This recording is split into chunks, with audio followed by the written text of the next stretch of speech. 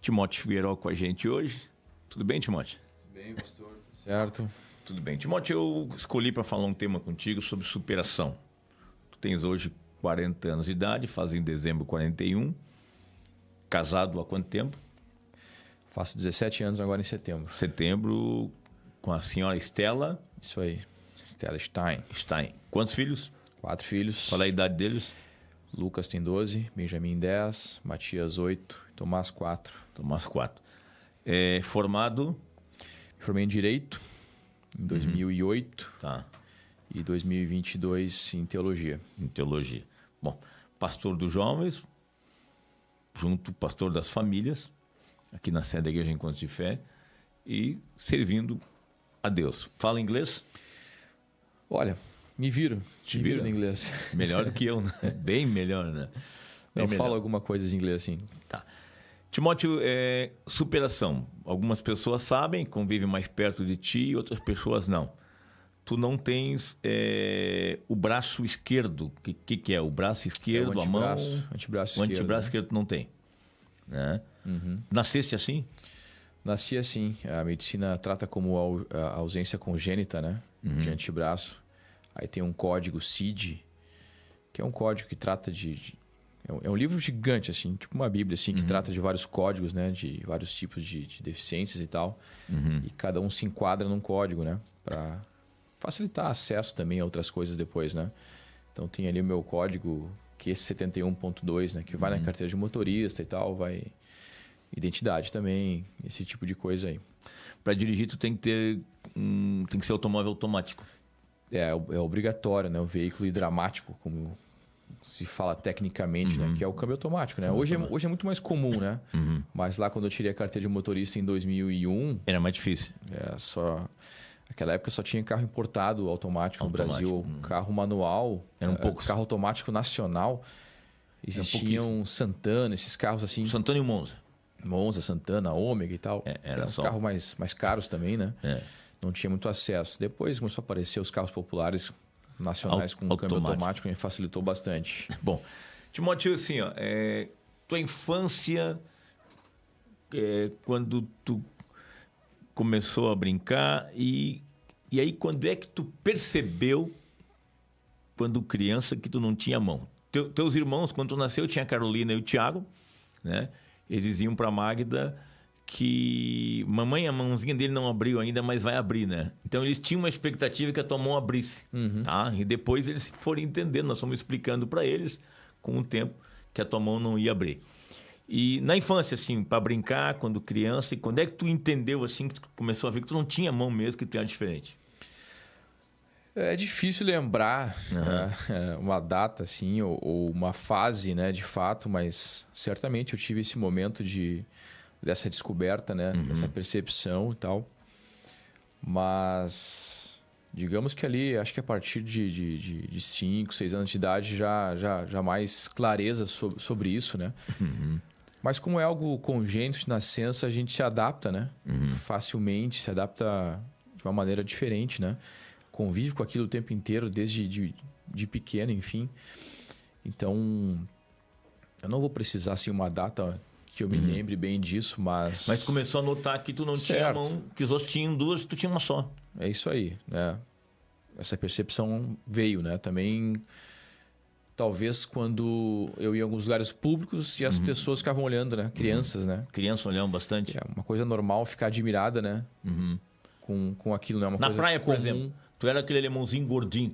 Tu era gordo quando era pequeno, cara. E quando tu ia pra praia, pra ver da praia, tu era aquele alemãozinho gordinho, correndo com a bola ali, brincando com teus irmãos e sem a mão. Então as crianças vinham tudo ao redor pra olhar, né?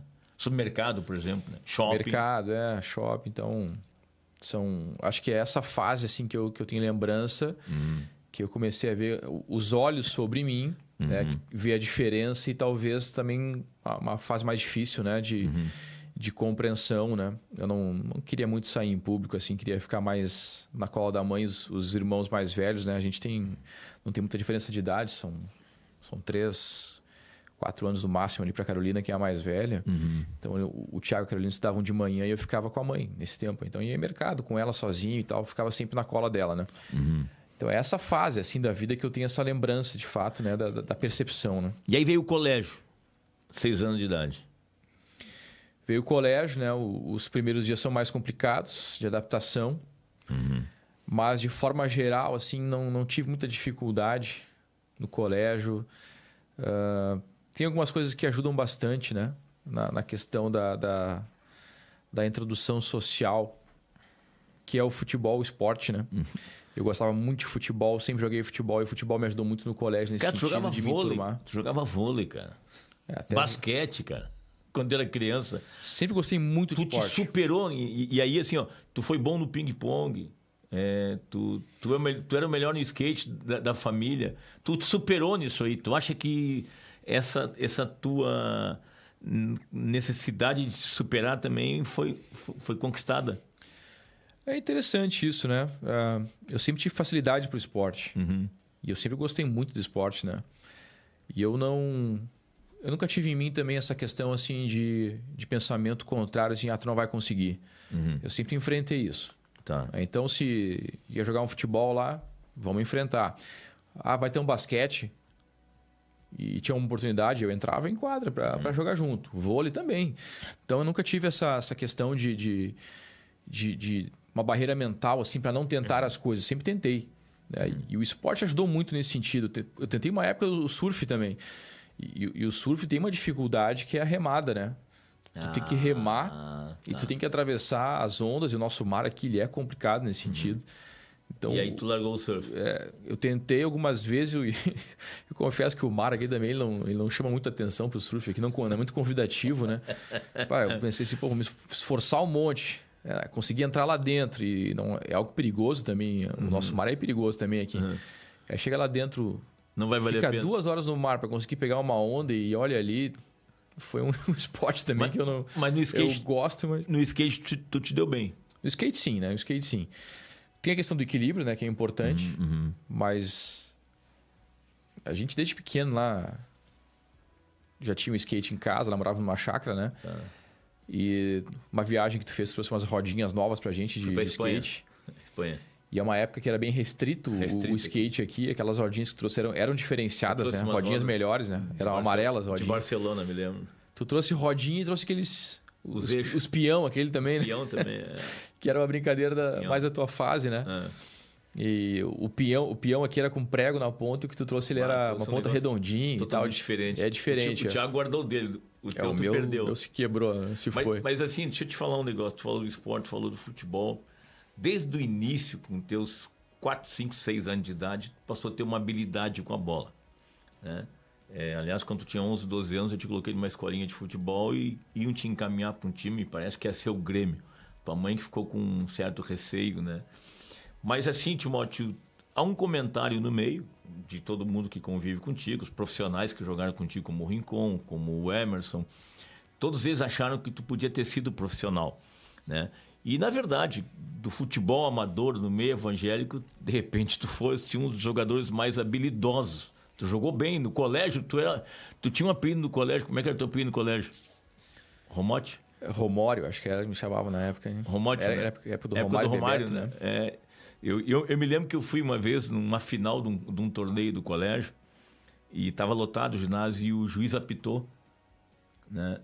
E deu um silêncio e um cara veio para amarrar o teu tênis. Então, essas limitações, Timóteo, amarrar tênis, cortar alguma coisa, como é que tu enfrentou isso aí?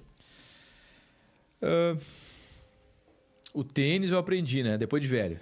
Amarrar o cadarço e tal. Mas sempre tinha alguém que amarrar para mim. Tá. O que foi o que tu falou mesmo? Cortar carne e tudo. Sim. Aí essa questão, de fato, né? Dificuldade para cortar uma carne, um alimento, né? Sempre alguém me ajudou, né? A mãe, irmãos, Te lembro uma vez nós estávamos num esposa. shopping. Nós estávamos num shopping, tu trabalhava comigo, tu devia ter 18 anos, trabalhava na empresa comigo. E eu levei um empresário para almoçar com a gente, né? E aí, ao natural, quando veio a carne, eu estava cortando a tua carne. Quando eu terminei de cortar a tua carne, o cara estava chorando. Você lembra disso aí na mesa? Foi num shopping isso aí, o Carlos, era o Carlos aquele, né? Então, era um cara que convivia com a gente, né? Trabalhava com a gente ali, mas não tinha notado bem isso aí. Né? Se atinado. Era tão comum para ele também. Acho que esse é um detalhe importante. As pessoas convivem se torna muito comum também, né? Tá. O que é do ser humano, né? A gente... Mas tem esses desafios, né, Timóteo? Tem. A mão falta para muita coisa, né? Tem. Eu me viro. Às vezes eu faço um churrasco, gosto de assar. E assa bem hoje, né? E eu... Tem aquelas... Eles chamam de garra de urso, que é um... É tipo um garfo que tem os dentes grandes ali e tal. E eu tento me virar com aquilo aí para cortar carne e tal. Tinha um cara aqui no nosso meio que trabalhava com cutelaria, né? Fazia umas facas e eu pedi para ele fazer especial para mim alguma coisa que eu conseguisse segurar, um suporte e tal. Ele acabou, acho que indo para São Paulo e tal, não tá me devendo até hoje esse acessório aí pro churrasco. Mas eu me viro, sabe? Sempre tem alguém disposto a ajudar, né? É interessante também em alguns restaurantes, cara, que a gente vai e tal, sempre tem algum garçom, assim, alguém que tem essa percepção, que percebe com antecedência e pergunta, cara, quer que eu traga a carne cortada e tal? Outros não percebem, alguns percebem, tem uma sensibilidade nesse sentido, né? E, cara, isso é do ser humano, né? A gente não julga um ou o outro, né? Nesse sentido de terem atenção ou não, mas acho que uma sensibilidade, cada um tem uma sensibilidade, tem umas pessoas que são mais atentas, mais sensíveis, e não quer dizer que as que não são, não se importem, né? Mas tu sempre foi muito comunicativo, esse é um outro ponto, sempre foi muito sociável, né? E tu fez muitos amigos na igreja e fora também, no colégio, o pessoal gostava de ti, pronto, tu trabalhou fora também, trabalhou num gabinete de um deputado estadual, o pessoal gostava muito de ti também. Né? Tu sempre foi muito assim de relacionamento, sempre foi de abraçar, né? E fazer amizades. E aí começou o programa de rádio. Que idade tu tinha quando começou a Mensagem? 17. 17 anos. 17 anos. Ali foi um boom, né? Porque todo mundo te conhecia pelo rádio, mas não sabia que tu não tinha mão. Sim. Te lembra naquela festa do teatro lá? Lembro. Como é que vão fazer agora? O pessoal não conhece o Timóteo, né? Poderia ser um choque, né? Para as pessoas, né? E tal. Para mim também poderia ser... Um choque nesse sentido, né? Eu me lembro que nós criamos a turma do Tim, nós juntamos umas 150 camisetas e tu não entrou sozinho, né? Eu avisei, já tinha 2.000 jovens. E agora com vocês, o programa Mensagem Tim, Timóteo Figueiredo e a sua turma. Entrou todo mundo jogando camiseta, os caras foram notar que tu não tinha a mão, o braço no final do programa. Né? Mas daí já tinha andado tudo. Mas é interessante isso, né? O esporte ajudou muito, né, na inserção, assim, nas amizades. Né? Sempre tive muita amizade, mas acho que também o convívio, né? O meio de igreja ajuda muito, né? A gente sempre estava em contato com muita gente o tempo todo, né? E aí eu trago aqui as amizades, né? São muito importantes na caminhada de uma pessoa, né? E para mim os amigos foram muito importantes. Amigos muito próximos que eu tenho como amigos até hoje, né? Hoje... É legal a gente ver assim o que o tempo passou, nós construímos as famílias, né? E a amizade segue. Então tem ali o Chico, que é meu primo, amigo desde pequenininho, né? A gente tem diferença de idade de 2 anos mais ou menos. Tem o Jefferson, que vai fazer 40 anos esse ano. O Chico faz ano que vem 40, né? O Elias. O Rodrigo. Depois chegando um pessoal depois que é o Rodrigo. E tem o pessoal que eu convivo hoje, que também na igreja, que são pessoas que são meus amigos já, não há tanto tempo, mas são muito amigos. Mas né? tu cantou também, tu tinha uma banda chamada Alto Reverso. Como é que é cantar, Timóteo? Era então, assim, a vontade de fazer as coisas era maior do que talvez o medo. Desafio. Do que o desafio, O desafio é grande, mas a vontade era maior do que o medo. Foi uma graça né? que Deus te deu, tu crê? Creio que sim. Então, eu sempre gostei de música, né? Mas... O teu programa foi sucesso. O desejo de estar cantando junto e participar do louvor na igreja era maior. Então, estava lá junto, aprendendo com o pessoal. Eu sempre tive muita amizade, muitos amigos e tal no colégio, onde fui. Mas a questão de falar em público e tal, isso aí realmente é uma dificuldade, uma questão que tinha que ser superada, né? Então, o me tornar um pastor... A função de um pastor é uma, mas o pastor tem que pregar também, em público. E aí folhear a Bíblia e segurar o microfone, como é que ficou isso aí? E aí também é um desafio nisso aí, né? Eu sempre tive desejo no meu coração, né, de fazer parecido com o que tu fez, né? Sempre gostei disso, da igreja, sempre foi algo que esteve no meu coração de seguir nessa carreira, digamos assim, enfim, servir em alguma coisa na igreja, seja na música, como um pastor e tal. Hoje sou pastor, né? Mas, de fato, assim, tem que segurar um microfone, que é um bastão, né? Tem que folhear a Bíblia e tal. Eu pensei, preciso me adaptar nisso aqui também, né? Então, eu fui atrás daqueles microfones headset, que tu bota aqui atrás da orelha e, tá com a mão livre, né? Então, em uma das viagens que alguns dos amigos meus fez aí para fora, para os Estados Unidos, eu pedi, cara, será que me traz esse microfone e tal lá? Que aqui no Brasil é difícil acesso, tu já não encontra esse microfone com facilidade e é bem caro, né? Então lá fora fica mais barato. E me trouxeram o tal do microfone, que é um kit grande, né? É um transmissor, um receptor e o microfone. Bota o transmissor na cintura aqui no cinto, vai um cabinho com esse microfone que vem atrás da orelha e o receptor tá lá perto da mesa de som. Mas isso ajuda muito, né? Ajuda bastante. Assim, ó, uma pergunta sobre alguns pontos. Primeiro ponto, família na tua superação. Onde entrou a família? Tu fala desde criança? Desde criança, num todo, né? A mãe, por exemplo, os irmãos. A família é base, né? Família é base. Eu sempre falo com meus filhos, né? De agradecer a Deus por onde eles nasceram. Tem pessoas que não têm essa oportunidade de nascer num lar cristão, com os pais que se dão bem, que educam o filho, que levam o filho no caminho de Deus. Então, para mim, isso aí é fundamental, né? Foi importante a tua família, teus irmãos? Importantíssimo. Os então, pais? Falo isso para meus filhos. Tem pessoas que nascem, né, num lugar, numa favela, numa vila, no Brasil, no contexto brasileiro, né? Que não tem muitas oportunidades na vida, né? De educação, de trilhar um caminho, de conhecer a Deus, enfim. Tem pessoas que nascem e morrem sem ouvir o evangelho. Eu acho que isso é o principal de tudo. E para mim, além de nascer numa família estruturada, também nasci numa família que é um lar cristão, onde de fato Deus é o centro, né? Isso foi fundamental para toda a minha formação, para minha base, para sustento, né? No tempo das cruzadas, que é o tempo que eu era criança ali, tu estavas fora nas cruzadas, a mãe estava com a gente em casa, sempre cuidando, instruindo, né? Mas quando tu voltava também era um pai presente, jogando futebol com a gente e tal. Joguei com você, te ensinei a jogar mais do que eu. Pois é. Aprendeu mais do que eu. Então tem essas lembranças levando a gente para arrumar a bicicleta, né? Aqueles caras ali em Cachoeirinha que arrumavam bicicleta e tal. Vamos arrumar as bicicletas para dar umas voltas. A gente morava numa chácara, né? E a chácara a gente... Curtiu muito. Tinha muito essa oportunidade para curtir o tempo e aproveitar, né? Com bicicleta, com futebol, tinha cachorro ali, tinha até cavalo. Tinha cavalo. Cavalo solto. Tivemos ovelha, tivemos de tudo no sítio. Tu colocasse essa questão da família, o tempo tá andando, mas eu ainda quero perguntar para ti, tua esposa, desde a namorada, amiga, noiva, nessa superação? É uma coisa que eu tinha em mente também, né? Com quem que eu vou casar, né? Se de fato alguma menina vai gostar de mim, eu tinha esse questionamento, né? Então eu tinha um medo quanto a isso também. Pô, será que alguém vai gostar de mim, vai querer casar comigo? E eu queria casar. É aquela questão de enfrentar os medos, né?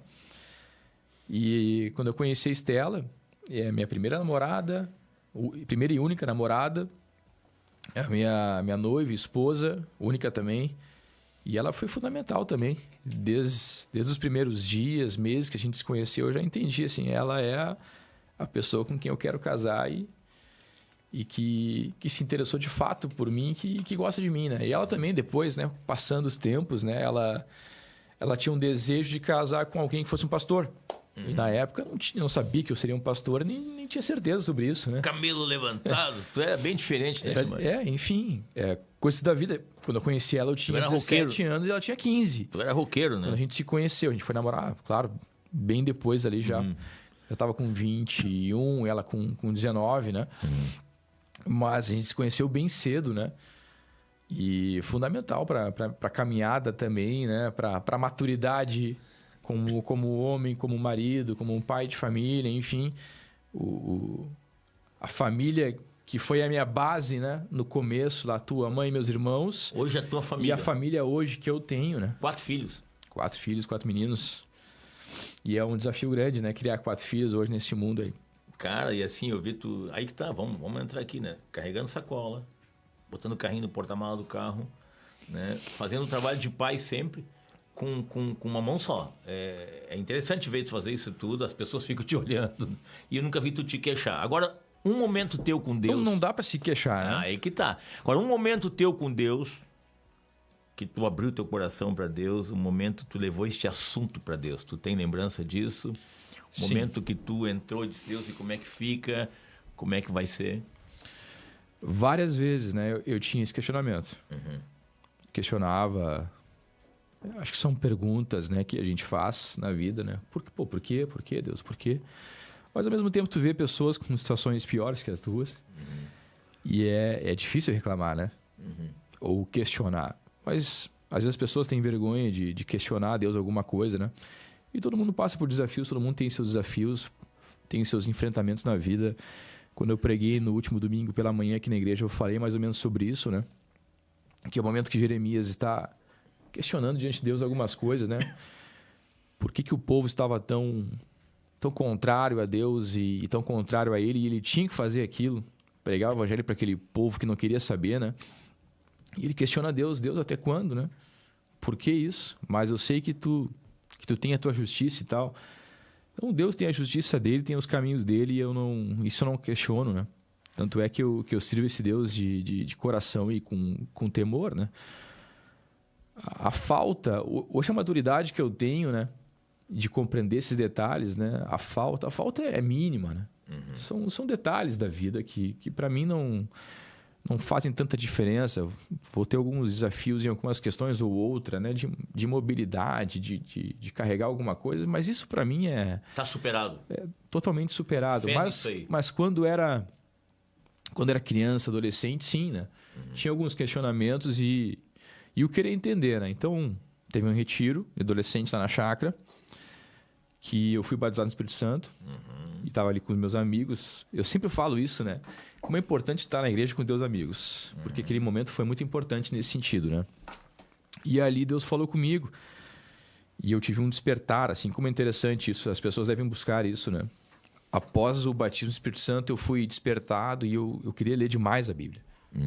Queria estar em contato demais com a Bíblia. O retiro tinha acabado já, eu estava lá, era período de férias, né? Estava lendo a Bíblia ali um dia de manhã, lendo e tal. E Deus falou comigo naquele texto de João 9, do cego de nascença, né?